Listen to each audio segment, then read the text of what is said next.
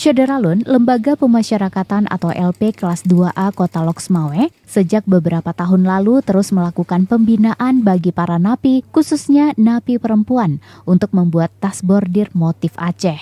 Tas-tas yang dibuat dengan berbagai motif dan ukuran itu pun kini sudah mulai dipasarkan hingga keluar Aceh.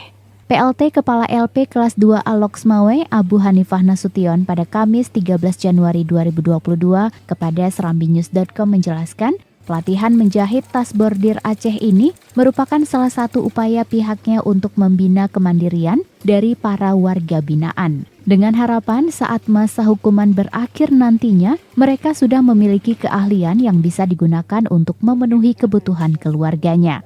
Khususnya untuk program pembuatan tas bordir motif Aceh, menurutnya sudah dimulai sejak tahun 2016.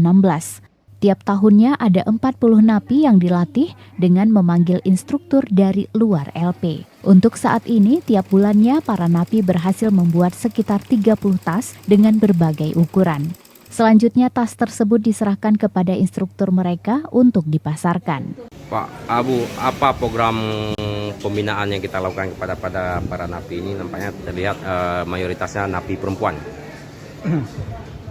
Kita di lapas Loksmawe ini untuk pelatihan perempuan kita programkan untuk menjahit berupa bordir untuk tas khas Aceh. Itu informasinya tas-tas hasil yang dijahit oleh para napi itu sudah mulai mulai dipasarkan ke luar daerah, itu betul Pak?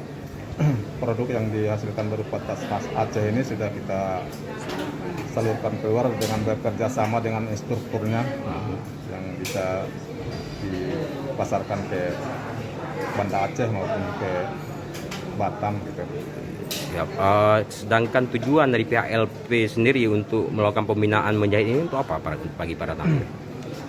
Mengharapkan para warga binaan perempuan atau bisa nanti setelah bebas bisa hidup mandiri ataupun bekerja. Dari Loksmawe, Saiful Bahri, Serambi Oke, TV. terima kasih Pak Alu.